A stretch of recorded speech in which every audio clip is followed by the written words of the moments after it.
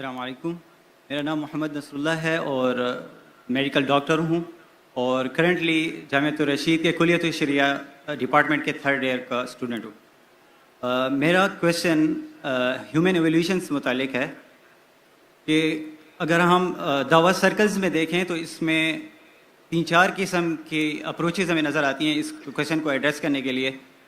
एक तो मॉडर्निस्ट मुतजद्दिदीन की जो अप्रोच है, जो आयात और कुरान मजीद को खींच तान कर इनके अंदर हम आहंगी ज़ाहिर करते हैं। दूसरी साइंटिफिक रेफ्यूटेशन वाली अप्रोच है और तीसरी फ़िलोसॉफ़िकल अप्रोच है, यानी मेथडोलॉजिकल नेचुरलिज्म वाली। तो आपसे आपको ओपिनियन जाना था कि इनमें से इफ़ेक्टिव आप किसको जानते हैं, क्योंकि साइंटिफिक अप्रोच पे भी एतराज़ किया जाता है कि उनमें माइनॉरिटी ओपिनियन लिया जाता है साइंटिस्ट का, जबकि कंसेंसस उनका एवोल्यूशन के होने पर है। अगर इस्लाम पे माइनॉरिटी ओपिनियन को लेके एतराज़ किया जाए तो हम नहीं लेते। भाई का बहुत अहम सवाल है कि जो एवोल्यूशन के बारे में जिस डार्विन थ्योरी है कि हम इंसान बंदर से आए और ये कुरान मजीद के खिलाफ है, तो भाई साहब पूछ रहे थे कि 3 तरीके होते इसको अप्रोच करें। एक लोग जो एवोल्यूशन को पूरा सही मानते और घुमा फिरा के बोलते भाई ठीक है कुरान से टकराता नहीं, और दूसरा तरीका है फिलोसफिकल बात करना, और तीसरा साइंटिफिक एविडेंस को जो साइंटिस्ट कहते उसको दूसरा एविडेंस देना और प्रूफ करना कि ये साइंटिस्ट गलत है और कुरान सही है। 3 अप्रोच है। मैं मानता हूँ आखिरी अप्रोच में कि मेरे नज़दीक, क्योंकि human beings evolve from ape is not a scientific fact according to me. ये साइंटिफिक फैक्ट नहीं है, ये हाइपोथेसिस है मेरे नज़दीक।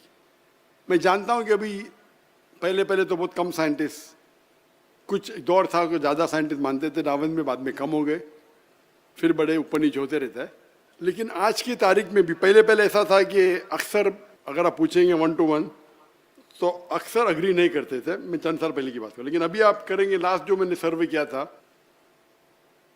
तो जो लोग मानते हैं कि डार्विन थ्योरी सही है और कुरान से नहीं टकराती है, और वो शुरू में करते नहीं टकराती, एंड में बोलते हमें सिर्फ एक चीज़ पे एतराज़ है कि हम बंदर से नहीं बने, वही तो बात पे डिस्कशन हो रहा है। तो पूरा घुमाते 1 घंटे का लेक्चर देते डार्विन थ्योरी सही है, और आखिरी में बोलते भाई सब चीज़ सही लेकिन हम बंदर से नहीं बने। मैं बोला भाई साहब पहले बोलो ना ये, और बहुत से लोग मेरे दोस्त है, दाई है, मैं उनसे बोलता हूँ भाई आप पहले बोलो, मेरे को इस तरह से शुरू में तकदीर के बोलो, आप बंदर से नहीं बने, फिर आप डार्विन थ्योरी को सपोर्ट करो।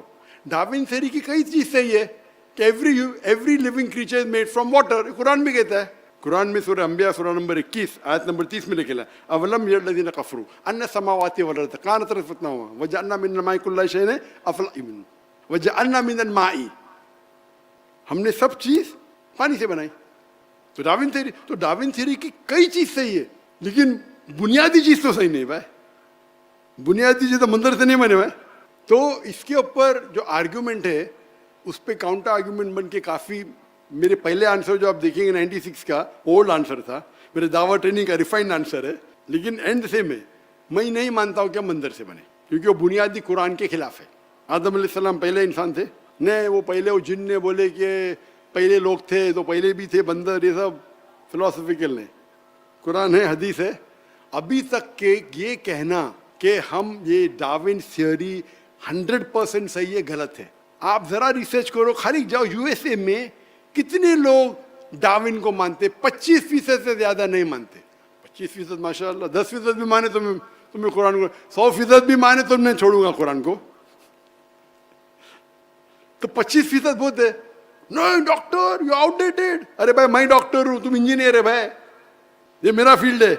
तो आप आके बोलते मैं इंजीनियर हूं, मैं ये बताता हूं, और बड़ा डायलॉग मारते। मतलब आप यूएसए के ना, आप गूगल करो, यूएसए में 25% अभी भी मानते कि हम बंदर से नहीं बने।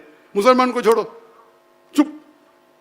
तो अपने लेक्चर में बोलते आप मुसलमान भड़को मत, हमको मानना चाहिए डार्विन थ्योरी में, डार्विन थ्योरी सही है, ये जो बाकी दाई आपको बेवकूफ़ बना रहे, ब्ला ब्ला ब्ला ब्ला। आज दुनिया तरक्की कर चुकी है, झूठ बोल रहे। पूरे स्टैटिस्टिक रखो ना दुनिया के सामने। तो बहुत से लोग बोलते जाकिर भाई वो शेख ने क्या जवाब दिया, वो शेख का जवाब कैसा है।